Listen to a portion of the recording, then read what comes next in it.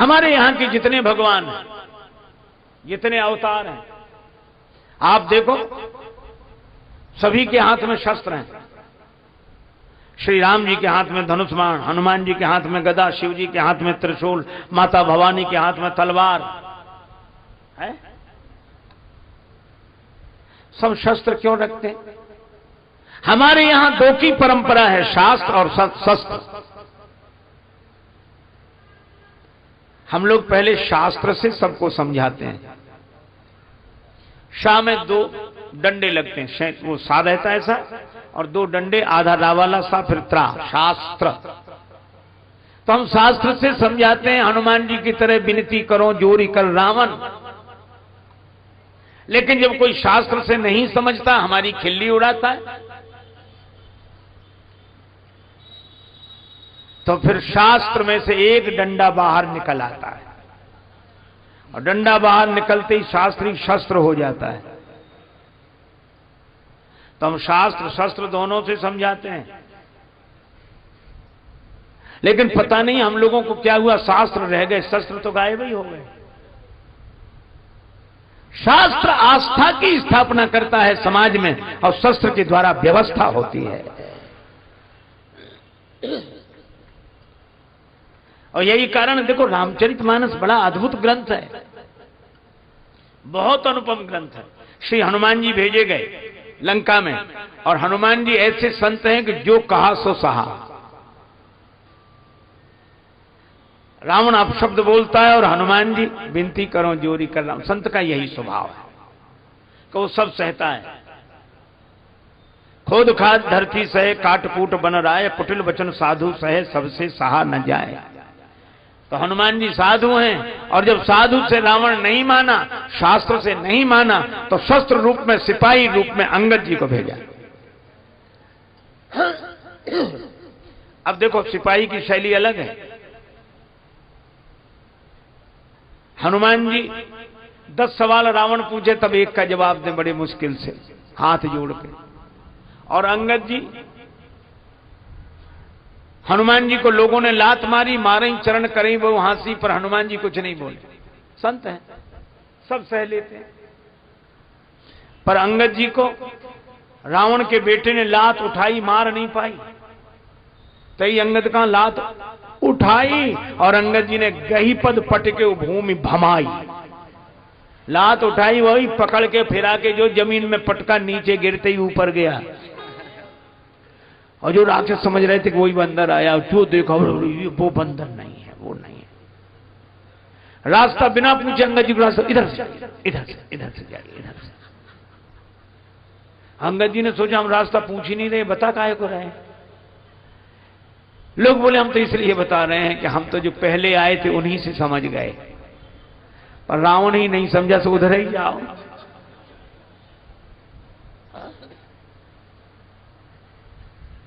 और उधर इसलिए भेज रहे कि हम तो बचे, तुम ही जाओ उधर। और रावण की तो आदत, क्या बोला, कह लंकेश कवनते बंदर, वो ऐसे ही बोलता। हनुमान जी से भी ऐसे ही बोल रहा था, कह लंकेश कवनते कीशा। अंगद जी से बोला, कह लंकेश कवनते बंदर, अरे बंदर कौन है रे तू। तो हनुमान जी ने तो हाथ जोड़कर कहा कि मैं राम जी का दूत हूं। परवाह रे अंगद जी। जैसे ही रावण बोला कह लंकेश कवनते बंदर, अंगद जी तुरंत बोले मैं रघुवीर दूत 10 कंधर। तुम हमें बंदर कहो और हम तुम्हें श्रीमान जी, आदरणीय, पूजनीय। तुम कहो बंदर, हम कहेंगे 10 कंधर। एक चौबे जी थे, बड़े अच्छे सज्जन आदमी, उनसे कोई कहे चौबे जी, तो संबोधन में उत्तर दे हां जी। और कोई कहे आके चौबे, तो वो तुरंत कहते क्यों बे। अंगद जी ने वही करके दिखाया।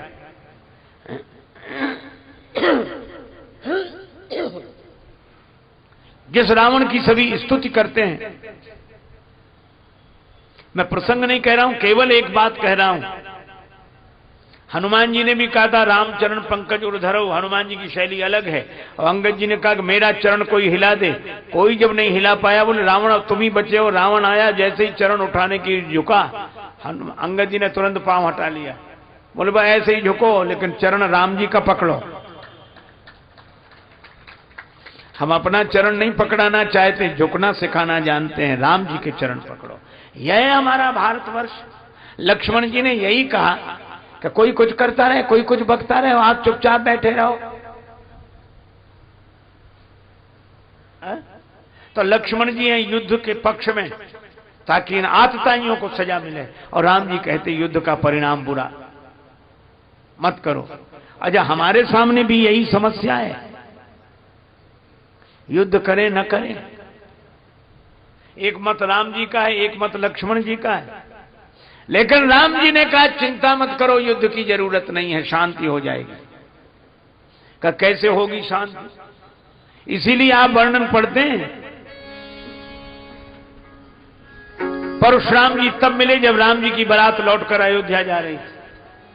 पर तुलसीदास जी ने सोचा जंगल में मोर नाचा किसने देखा, परशुराम जी तो यहां आने चाहिए। ते अवसर सुनी सेव धनु भंगा,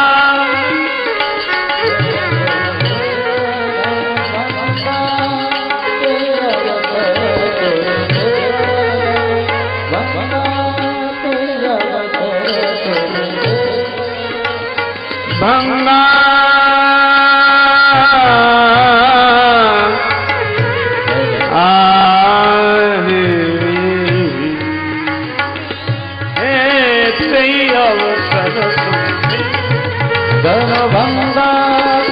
अवसर सुनि भंगा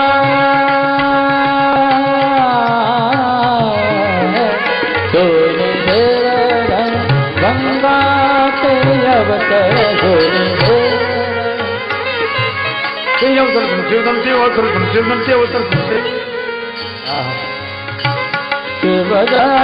भंगा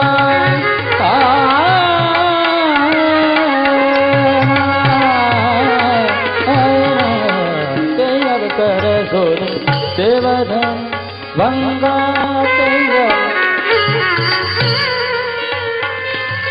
शिवधनु भंगा आयो भृगुकुल कमल पतन, ते अवसर सुन शिवधनु सुन शिवधनु सुन।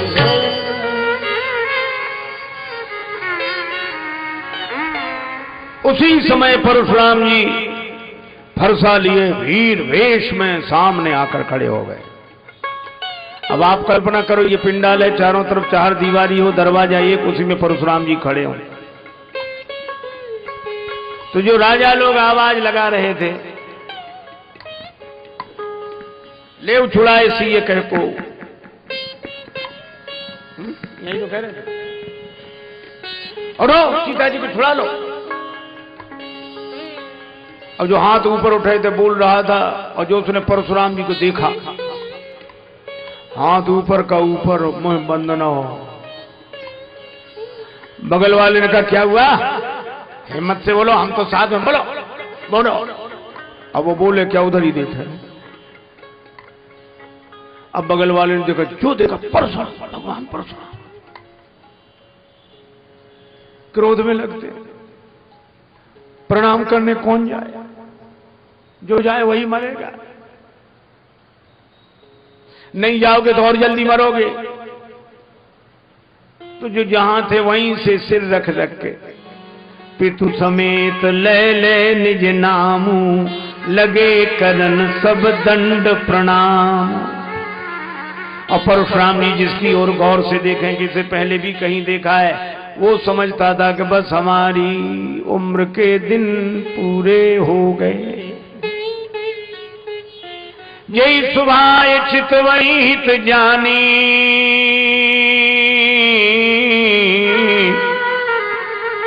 सो जानई जनु आयु फुटान।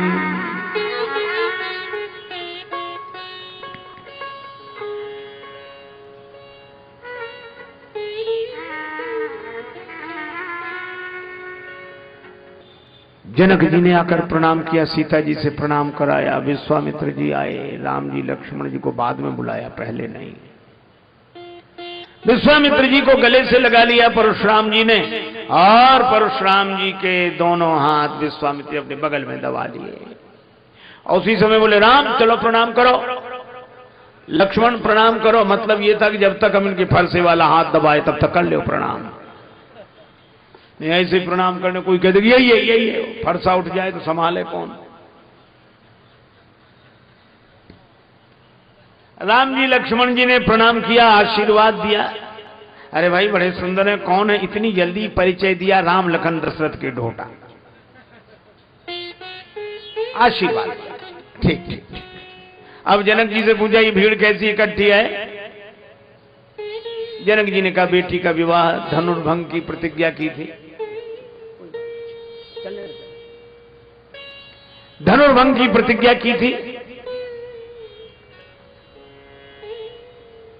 परशुराम जी ने पूछा क्या धनुष टूट गया?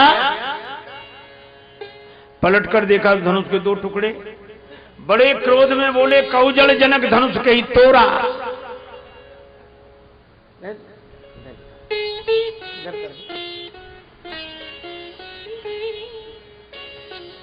अब जनक जी डर के मारे उत्तर नहीं दे रहे हैं।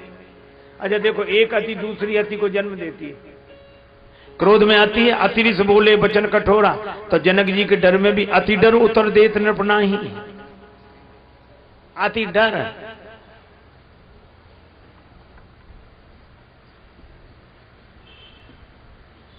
राम जी ने देखा कि कोई नहीं बोल रहा है। राम जी माने भारतवर्ष का आदर्श। श्री राम उठकर खड़े हुए और बड़े संयत भाव से कहा नाथ शंभु धनु भंजनि हारा, होई है कोई एक दास तुम्हारा। आपका कोई दास होगा। परशुराम जी बोले दास वो होता जो सेवा करे, सेवक तो जो करे सेवका, ये सेवा का काम है। राम कान खोलकर सुन लो, जिसने शंकर जी का धनुष तोड़ा वो सहस्त्राबाहु के समान हमारा शत्रु है। सभा में बैठे राजा कांप गए।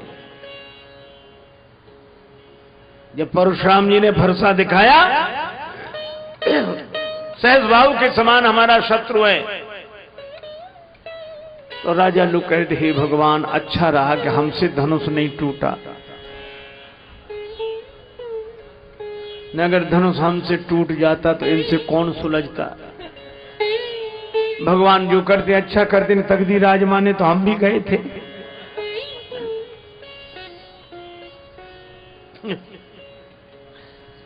कुछ दम्भी स्वभाव के राजा थे। दम्भी स्वभाव के राजा क्या बोले, हम तो जानते थे, हम जानते थे, पहले से पता था। धनुष तोड़ने के बाद यही नौबत आएगी, इसलिए उन्हें जानबूझ के धनुष नहीं तोड़। नन्हे से राजकुमार राम जी धनुष तोड़ सकते, क्या हम नहीं तोड़ सकते? पर ये हमारी दूरदर्शिता है।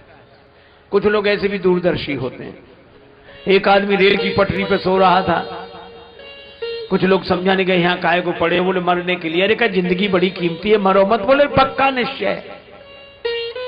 पर समझाने वाले ने देखा सिरहाने इतनी रोटियां रखे हैं, बोले जो रोटियां काहे को रखे, बोले वाह इतना भी नहीं जानते, रेलगाड़ी लेट हो गई तो भूखों मरेंगे।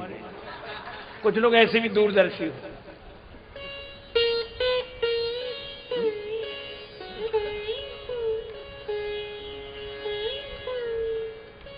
भगवान ने परशुराम जी के मन में प्रेरणा की कि इनका इलाज और हो जाए।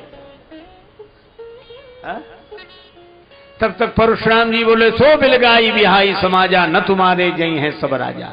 वह समाज छोड़कर अलग हो जाए या समाज उसे अलग कर दे, नहीं तो जितने राजा हम सबको मारा। और राजा लोग लगे कांपने के, भगवान धनुष का धनुष नहीं टूटा, मरे और जा रहे हैं। धनुष तोड़ के ही मरते तो नाम होता कि साहब धनुष तोड़ के मरे। एक राजा ने कहा हमने तो पहले ही कही थी कि घर चलो। जनक जी ने भी कहा था तजवाथ निज निज गृह जाहु, तुम ही बैठे रहे कि तमाशा देख लो। अब देखो तमाशा। लक्ष्मण जी से नहीं रहा गया। वे सोचने लगे गुरुजी अच्छे देश में ले आए, यहाँ एक ही समस्या रहती धनुष। थोड़ी देर पहले एक महापुरुष नाराज हो रहे थे, क्यों नहीं टूटता, किसी से नहीं टूटता जनक जी। और टूट गया तो दूसरे इसलिए नाराज, क्यों टूट गया, किसने तोड़ दिया। लक्ष्मण जी प्रभु से बोले कि बुरा ना मानो तो इन बाबा जी से दो दो बात हम कर लें। बोले तुम क्यों करोगे? बोले जो जिस भाषा का जानकार हो उससे उसी भाषा में बात करने में सुविधा रहती है। आपकी भाषा ये समझ नहीं सकते, इनकी भाषा आप बोल नहीं सकते, इनकी भाषा के विशेषज्ञ तो हम हैं। अंग्रेजी जानने वाले से अंग्रेजी में, हिंदी जानने वाले से हिंदी में, उर्दू जानने वाले से उर्दू में, जो जिस भाषा का जानकार हो। अब जानकारी हो ना, शब्द ही शब्द याद हो। कुछ लोगों को ऐसे ही शब्द याद होते हैं। एक आदमी को अंग्रेजी के 3-4 अक्षर याद हो गए, अर्थ पता ही नहीं था, वो 3-4 शब्द ही बोलता था बस। Yes, no, very good, thank you. और जब निकले कोई मिले क्रम से बोलते यस, फिर कहता no, very good, thank you. लोग हंसते थे, उसे खुद पता नहीं था इनका मतलब क्या है।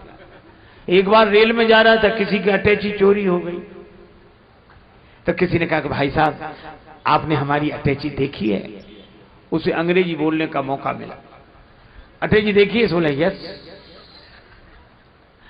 तो बोले प्लीज दे दीजिए। तो दूसरा अक्षर बोला नो। उसने डांटा कि हमारी एक अटैची का अटैची देने ना, क्यों नहीं जाता? सो बोला वेरी गुड। सो उसको लगी कोई सप्पा के लाश, 2-4 थप्पड़ लगाए और उसे लगा आखिरी सब तो बोल ही थे। तो बोला थैंक यू। अरे शब्दों का अर्थ तो पता हो। तो लक्ष्मण जी ने कहा कि इनकी भाषा में हम इन्हें समझा दें। भगवान मौन रहे, मौनम स्वीकृति लक्षण में। लक्ष्मण जी गए, बोले बाबा जी नाराज क्यों हो? क्यों नाराज हो? परशुराम जी बोले ये धनुष टूट गया। अच्छा धनुष टूट गया तो आप क्यों टूटे जा रहे हो? आप कोई धनुष हो? कितनी बढ़िया बात है, क्या आप धनुष हो? बोले नहीं हम तो धनुष नहीं। बोले फिर क्यों टूट रहे हो? अच्छा चलो आप धनुष नहीं हो, आपका धनुष है? नहीं हमारा नहीं। किसका है? हमारे गुरु भगवान शंकर का। तो शंकर जी ने मना किया था कि मत तोड़ो। उन्होंने तो जनक जी को दिया था, उन्होंने तोड़वा दिया। ना आपका धनुष है ना आपको दिया गया, आप बीच में काहे को दुखी हो? परशुराम जी मन में सोचने लगे कि बच्चा बात तो ठीक कह रहा है, हम क्यों दुखी हैं? आपको कई लोग ऐसे मिलेंगे जो कहते महाराज हम बहुत परेशान हैं, हम बहुत परेशान हैं। उनसे पूछो क्यों परेशान हो? कहते हमें खुद समझ में नहीं आता कि हम क्यों परेशान हैं। अच्छा बोलो समझ में आ जाए तो परेशानी आधी कम हो जाएगी कि नहीं?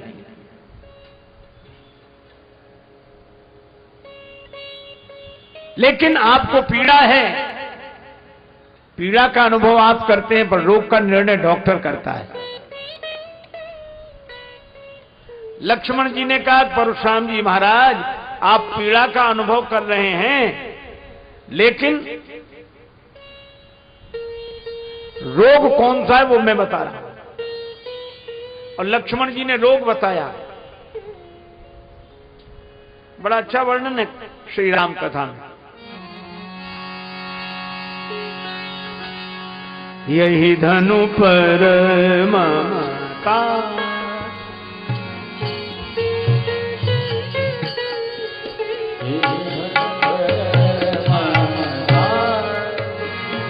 ममता के ही हेतु यही धनु पर ममता, ममता ममता।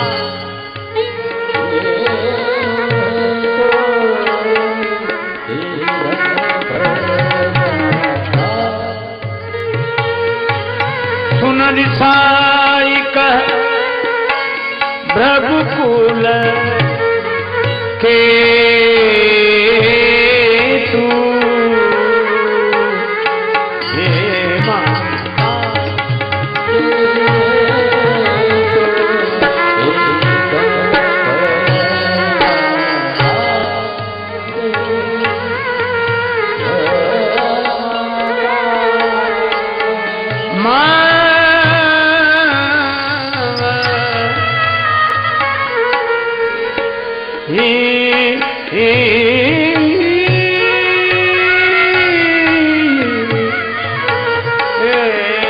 धनु पर ममता, धनु पर ममता, धनु पर ममता। इस धनुष से आपकी ममता है, और महाराज ये ममता पर चोट लगी है, ये ममता आपको दुखी कर रही है। अच्छा देखो कितनी बढ़िया बात है, हम लोग अगर अपने जीवन की ओर देखें, किसी का मरना हमें दुखी नहीं करता। हम लोग सवेरे सवेरे अखबार पढ़ रहे होते हैं, नाश्ता कर रहे होते हैं, चाय ले रहे होते हैं, नमकीन, बिस्कुट, लड्डू, उसी समय अखबार सामने होता है और मान लो उसमें लिखा हो भारी भूकंप, 500 लोग मरे, रेल की भयंकर दुर्घटना, 700 मरे। हा? हम लोग ऐसे पढ़ते रहते, कितने मरे? 700। ज्यादा मरे होंगे, अखबार वाले कम छापते हैं। चाय नहीं लिया आपने? चाय नहीं। अब भूकंप में वजह, अरे ज्यादा मरे होंगे। तो आंकड़े, सरकारी आंकड़े, आप लड्डू ले, नमकीन ले। अच्छा बोलो, ऐसी बातें करते कि नहीं? आप ये देखो, अगर किसी के मरने से हम दुखी हो रहे होते तो क्या नाश्ता कर पाते? इसका मतलब किसी का मरना हमें दुखी नहीं करता। और मान लो अपना ही कोई खास बीमार हो जाए, अस्पताल में भर्ती, रो रहे, अरे कहा कि अब तो डॉक्टरों ने कंट्रोल कर लिया, आपने कल से कुछ पानी भी नहीं पिया है, कुछ तो रोने लगते। जब तक वो स्वस्थ ना हो जाए हम तो पानी भी नहीं पिए। एक आदमी मरा नहीं, बीमार है, हम पानी भी नहीं पी पाते। और 1000 मर गए थे तब कुछ नहीं लगा, 700 मरे तब कुछ नहीं लगा, और एक आदमी के बीमार होने में। इसका अर्थ है कि हम मृत्यु के कारण दुखी नहीं होते, ममता के कारण दुखी होते हैं।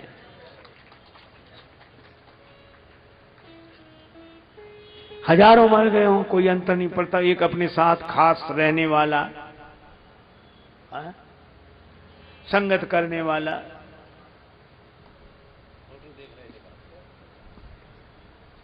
और मान लो मर जाए तो कितनी मन को समझाओ, दुख होता है ममता के कारण।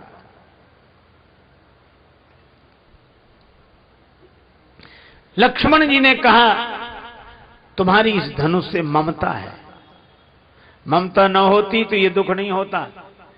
और रामचरितमानस में कहा ममता दाद, ये दाद का रोग बड़ा खराब होता है महाराज, जिन्हें होती है वही जानते हैं। दाद जब देखो तो खुजली, औरों के भी अंग हैं, उन्हें नहीं लगती खुजली क्योंकि दाद नहीं है। इसी तरह ममता की दाद जिसके मन में होती है उसी को वासना की खुजली लगती है। अब बात तो लक्ष्मण जी ने सही कही, ममता, लेकिन केवल ममता होती तो दूर हो जाती। अहमता, छोटा बच्चा हमें समझा रहा है।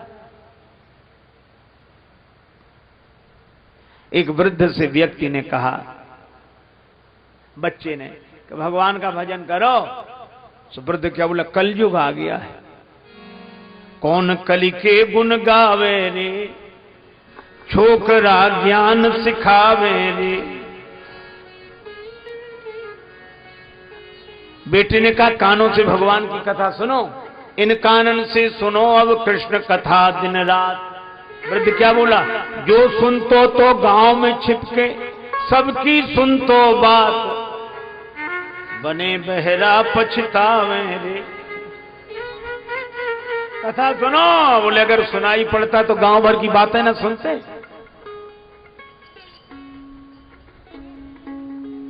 गांव में रस्सी बटने की एक यंत्र होता है, ढिरिया बोलते हैं उसको बुंदेलखंड में। उसको ऐसे रस्सी तानते, ऐसे ऐसे घूमता है ऐसे। युवक ने कहा माला ले लो हाथ, करते कछु नहीं कर रहे, माला ले लो हाथ। तो क्या बोला, माला को हो तो बुतो, तो ढिरिया ले तो कात, बिछावन बिन दुख पावे रे।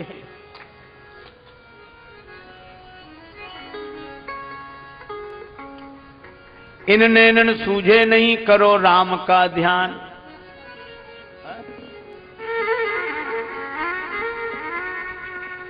अरे बोलो जो दिखतो तो क्यों फिर तजे खेत खलिहान, उन्हीं को देखते। कलयुग आ गया। परशुराम जी को लक्ष्मण जी ने समझाया, कहने कल का छोकरा हमें समझा रहा है, रे बालक काल बस। ये अहमता है, ममता का रोग है, लेकिन अहमता उस पर उसके साथ है। बोले क्यों रे, शिव धनुष तुम्हारी छोटी बालकों की खेलने वाली धनु ही के समान। लक्ष्मण जी बोले हमारी समझ से सब धनुष समान नहीं होते। क्यों? बोले कोई धनुष वरदान नहीं लेता, सब प्राण ही लेते हैं। लखन कहा हंस हमरे जाना, सुनो देव सब धनुष समाना। अब जो सुना, परशुराम जी बोले डरता नहीं, तो फरसे की तरफ बोले चितय परस की ओरा, रे सट सुने स्वभाव न मोरा भी। फरसे की तरफ देखा था कि ये भी देखें फरसे की तरफ। लक्ष्मण जी ने नहीं देखा। कई लोग दिखाना चाहते, एक आदमी को विवाह में अंगूठी मिल गई, सो महाराज जहां जाए अंगूठी दिखाए, पहन के साइकिल से जाए मिठाई की दुकान पर, और ये और भैया सब आराम है, ठीक है, कुशलता है, और भाई साहब ठीक है, और ठीक। लोग बड़े कोई एक दिन गया मिठाई खरीदने, चौबे जी की दुकान थी। चौबे जी धोती पहरे, ऊपर से चादर ओढ़े बैठे। अब आया, अच्छा ये जलेबियां कैसी थी, ये इमरती, ये पेड़ा, ये लड्डू, ये। चौबे जी ने देखा ये अंगूठी दिखा रहा है। तो चौबे जी एक 5 तोले का बाजूबंद बांधे थे। तो उन्होंने अपना चद्दर हटाया और ऐसे दिखा के बोले सभी एक भाव है, ले जाओ जो ले जाओ।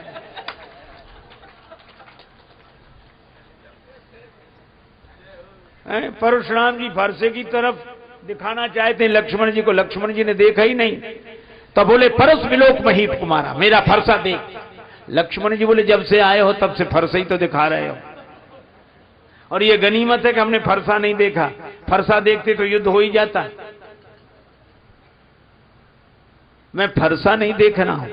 मैं जानते हो क्यों शांत हूं? क्यों? क्योंकि भृगुसुत समुझ जनेऊ बिलो की, मैं आपका यज्ञोपवीत देख रहा हूं। आप ब्राह्मण हैं, महात्मा हैं। फरसा देखता तो लड़ाई हो ही जाती। एक और धारे धनु, एक और धारे बाण, एक और परस सुधारे तेज तायो है। एक और शूल, एक और लौह वर्म झूल, एक और तोमर त्रिशूल लटकायो है। बिंदु कवि धन्य भृगुवंशज मुनीस, तुम्हें संत वेश में विचित्र रूपक लखायो है। और मैंने जान्यो को कुशल कारीगर है, जनकपुरी में शस्त्र बेचवे को आयो है। हमने समझा कोई बहुत बढ़िया कारीगर है जनकपुर में। आप तो परशुराम जी, आप जनि देव दोष मोहि लोगु, कटुवादी बालक बद जोगु, और हाय और जो आप तो। लक्ष्मण जी बोले हाँ काटो माता पिता का तो सिर। माता का सिर काट के पिता के ऋण से उर्ण हुए, अब गुरु का ऋण रह गया तो हमारा सिर काट के पूरा कर ले।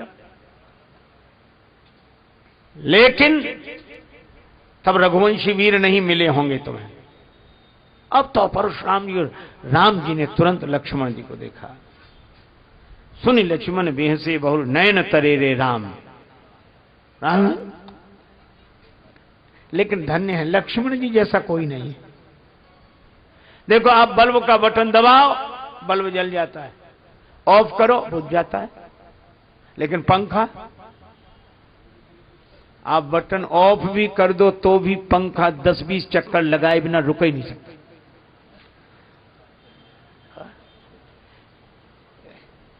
दोनों का बटन आपके हाथ में। अच्छा कभी कभी ये चलता भी नहीं है पंखा, चाहे जितना बटन ऑन करो। लोग करते ना बटन देखते ऊपर, चल ही नहीं रहा। रेलगाड़ियों में अक्सर होता था 3 टायर में, जब हम लोग चलते थे महाराज, हम लोग एक बार 3 टायर में जा रहे थे, एक आदमी आया, तो हम तो ऐसे मुंडित थे उस समय। सो आके बोला महाराज प्रणाम। खुश रहो भैया। महाराज कंगा है। तो हमने कहा हमें कंगे की क्या जरूरत है? नहीं महाराज हो तो क्यों जरूरत तुम्हें क्यों पड़ी? पंखा नहीं चल रहा, वो कंगा मिल जाए तब पंखे में ऐसे ऐसे करें। है कितनी कोशिश करके चलाना पड़ता अगर जाम हो पंखा। जो भक्त होते हैं उनका रिमोट भगवान के हाथ में, बंद करें तो बंद, शुरू करें तो शुरू, वो भक्त हैं।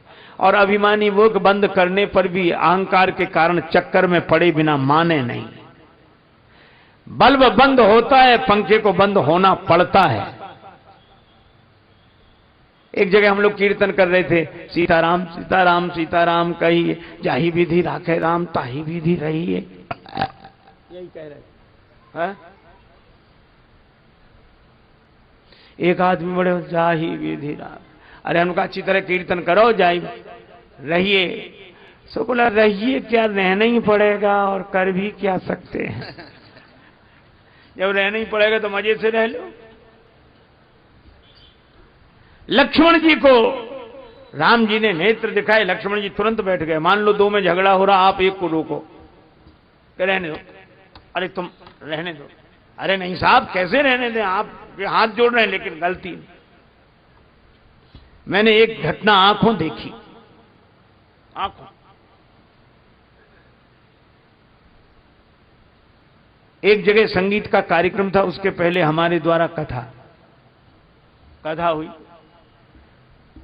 और शास्त्रीय संगीत के बड़े मर्मज्ञ व्यक्ति, बहुत बड़े विद्वान तानपुरा से गाते थे।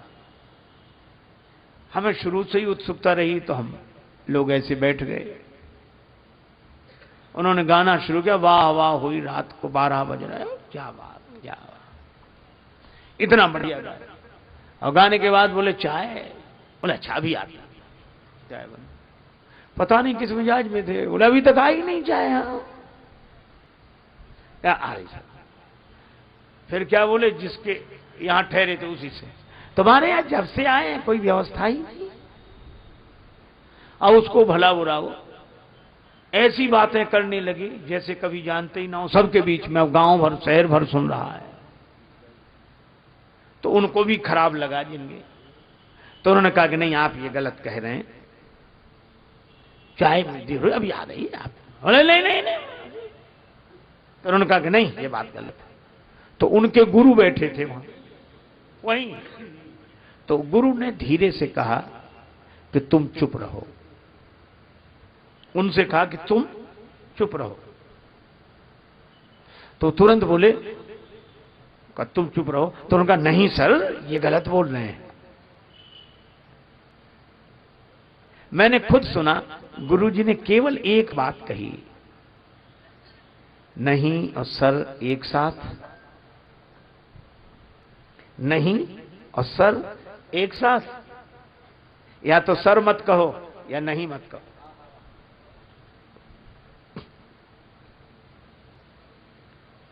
तुरंत चुप हो गए। लक्ष्मण जी के साथ यही है, नहीं सर एक साथ नहीं।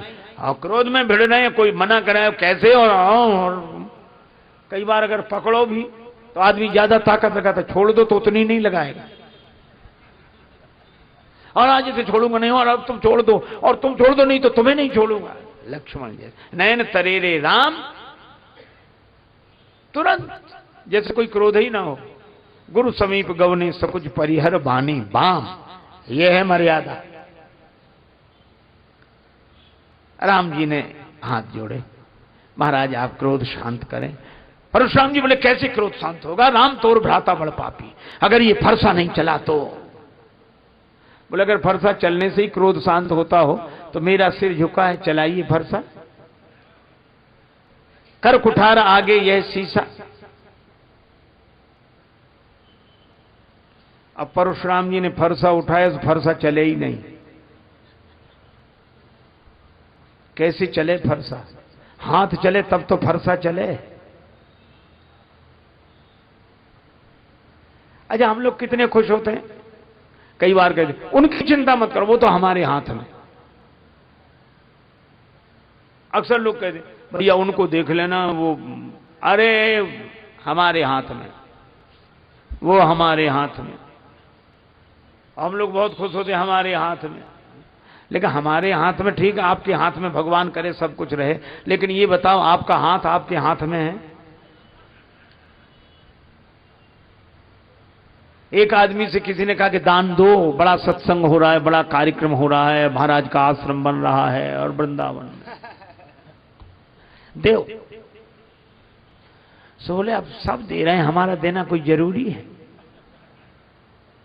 अच्छा सब ऐसे ही सोचने लगे तो? अरे कहा कि नहीं नहीं, अपना अपना दान दिया अच्छा रहता है, दो। सो बोला अभी कौन मर रहे हैं जो दें? ये एक नया तर्क है, क्योंकि मरते ही समय दान दिया जाता है। तो उस समय के लिए काहे को बैठे हो? बोले इसलिए कि ताजा ताजा दान भगवान को भी याद रहेगा, इधर दिया उधर पहुंचे। अभी से दान दे दो, फाइल गड़बड़ा जाए, इधर का उधर हो जाए, हिसाब किताब ही ना रहे। लोग हंसते थे, तो मरते समय तुम्हारे पास होगा, अरे चिंता में, इतना तो हमने अपने हाथ में कर रखा है, हम किसी के भरोसे नहीं रहते, अपने हाथ में। बुढ़ापा आया, अरे अभी कौन मर रहे हैं? और उस आदमी ने सामने वाली दीवार में गड्ढा करा के धन उसमें रख दिया, सीमेंटेड करा दिया कि जब दान दे रहा हूं निकलवा के करा देंगे, हमारे हाथ में। पर भगवान की लीला, एक दिन वो ऐसा बीमार हुआ कि मुंह से बोल ना पावे, हाथ से लिख ना पावे, मुंह से बोल ना पावे। अब मित्रों ने कहा कि तुम्हारी ये दशा देखकर हमें बड़ा दुख होता है, लेकिन तुम कहते थे तुम्हारे हाथ में वो धन, बताओ कहां है? सो हाथ उठावे दीवाल की तरफ। मित्र कुछ समझ ना पावे।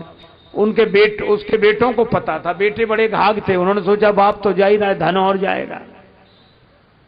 तो जब बेटों से पूछते कि पिताजी दीवाल की तरफ इशारा क्या करते हैं, बेटे बोले पिताजी कहते हैं कि देने के लिए धन बचा कहां, जो था सब इसमें लग गया, इसमें लग गया, इसमें। बोलो हाथ में तो है, लेकिन हाथ में नहीं है।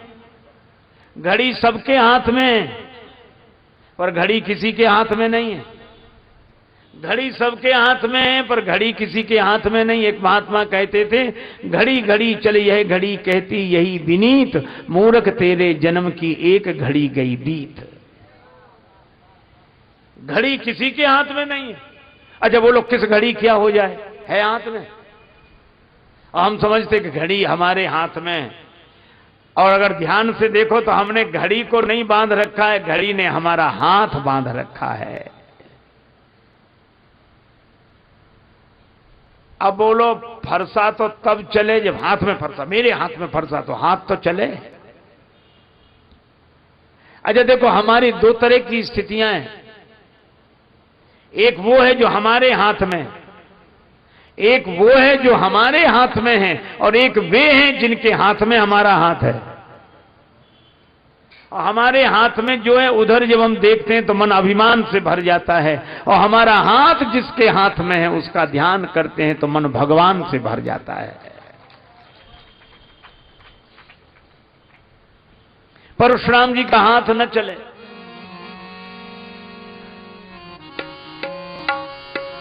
बहई न हाथ दहई रिस छाती हाथ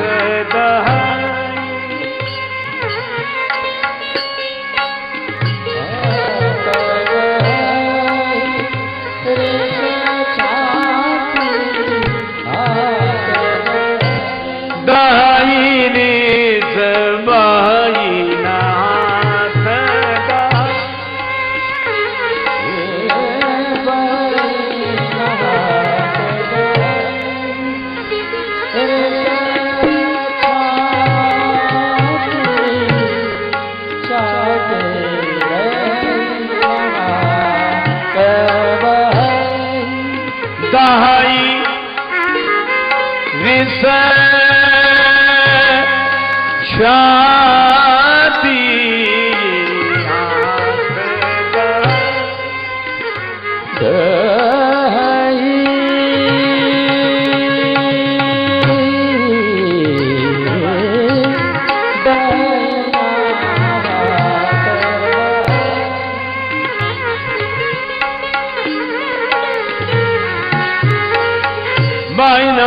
दाई रित छाती बाई नाथ दाई रित छाती बाई नाथ। हाथ नहीं चलता, छाती जल रही है। ये हाथ की ताकत कहां चली गई? अरे इस हाथ में ताकत आई कहां से थी? भगवान से। तो भगवान सामने ही तो नहीं है। तब उन्हें लगा राम रमापति कर धनु लेहू, राम रमापति कर धन लेहू, है चहु मोर मिटे संदेहू, है चहु मोर मिटे संदेहू, है चहु मोर मिटे संदेहू।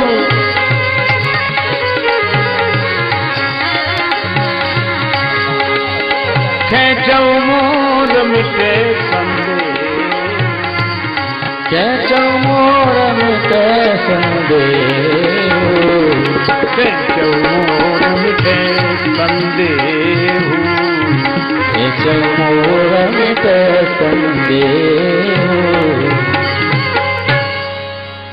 हे राम जी, मुझे लगता है भगवान विष्णु का इस रूप में अवतार हुआ है। इस धनुष को चढ़ा दी। तो परशुराम जी ने धनुष को देने की इच्छा की, तब तक देत चाप आप ही चले गए। धनुष अपने आप गया। परशुराम जी को लगा कि मेरा हाथ चैतन्य ये चल नहीं रहा है और धनुष जड़ ये अपने आप चल रहा है। हाथ में चेतना है, ये चल नहीं रहा है, धनुष अपने आप चल रहा है। लक्ष्मण जी बोले सामने देख लो कौन खड़े हैं। राम जी, इनकी विशेषता क्या है? जो चेतन कहां जड़ करई, जड़ ही करई चैतन्य, अस समर्थ रघुनायक कहीं भजे ही जीवते धन्य। ये जड़ को चैतन्य, चैतन्य को जड़ बना देने की क्षमता रखने वाले।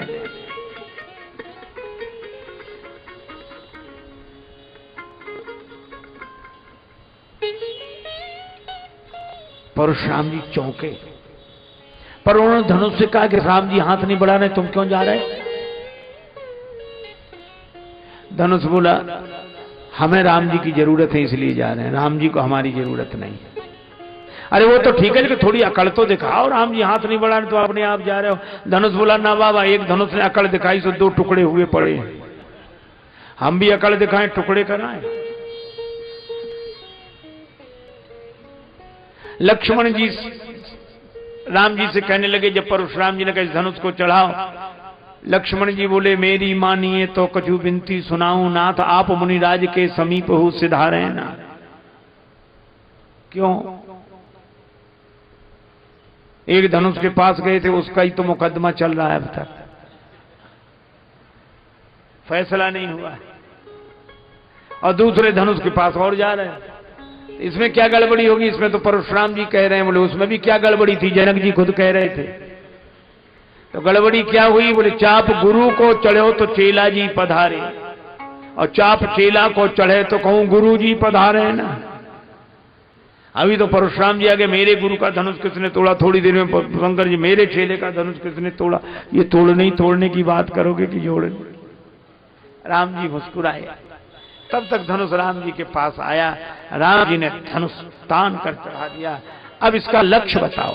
परशुराम जी हाथ जोड़कर सिर झुका दे, प्रभु इस बाण से मेरे पुण्यों को नष्ट कर दो।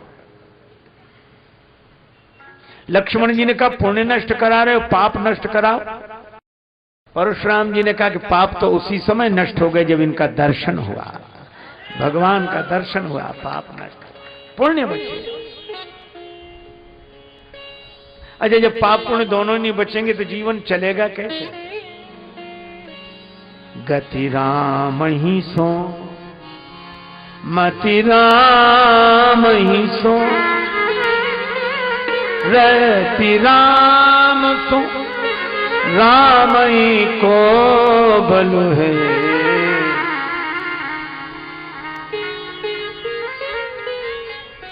आपकी जेब में जो रुपया हो आप उसी से अपना खर्च चलाते हैं, और आपने किसी बड़े आदमी की जेब में अपना रुपया डाल दिया, दे दिया, तो फिर आपकी जेब से खर्चा नहीं चलेगा, फिर उसकी जेब से खर्चा चलेगा। इसी तरह अपने कर्मों को भगवान को सौंप देने वालों की व्यवस्था भगवान की ओर से होती है।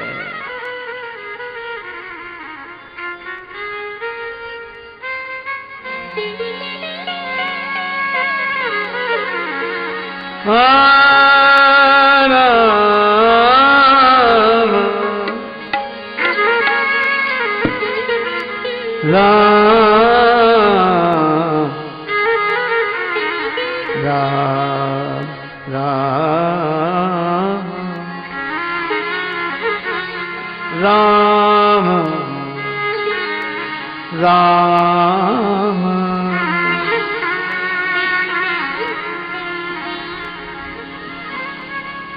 कही जय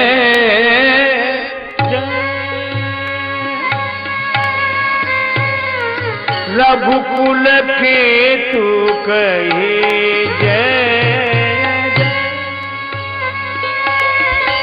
रघुकुल के तू कही जय। अनुचित बहुत कहूं अज्ञाता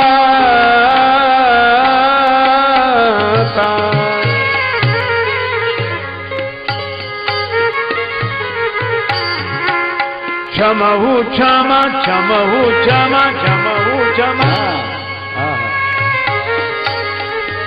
मंदिर दो भ्राता क्षमा मंदिर दो भ्राता क्षमहु क्षमा क्षमहु क्षमा क्षमहु क्षमा।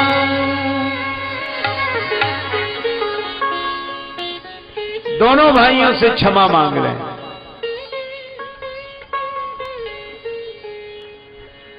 पर लक्ष्मण जी भी तो क्रोध में थे, इनसे काहे को क्षमा मांगे। देखो डाकू और डॉक्टर की एक राशि होती है, पर एक राशि होने से कोई मतलब नहीं है।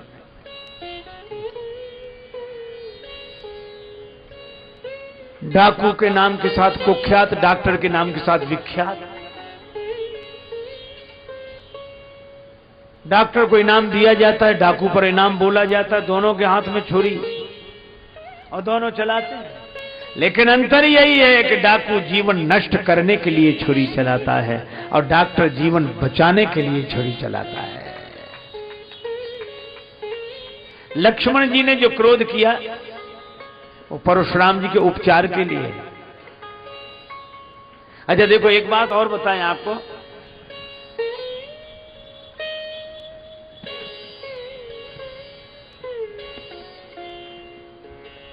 हिंसा और अहिंसा, बहुत बार हमारे जीवन में अहिंसा भी हिंसा के रूप में आती है। जैसे मां कहती ना, कान पकड़ दो, निकल जा, मर जा, चला जा, ये हिंसा है। लेकिन भीतर से अहिंसा का भाव है। अध्यापक शिष्य को कहता पिटाई लगा के मार, ये अहिंसा का भाव है। लक्ष्मण जी बोल रहे हैं, भले ही कड़वा लग रहा है, लेकिन बोल रहे हैं। क्या लिखा है? बोलत लख नहीं, बोलत लख नहीं, जनक डिराही। लेकिन परशुराम जी बोल नहीं रहे हैं। क्या लिखा है? भृगुपति बकही कुठार उठाए। एक बोलता है, एक बकता है।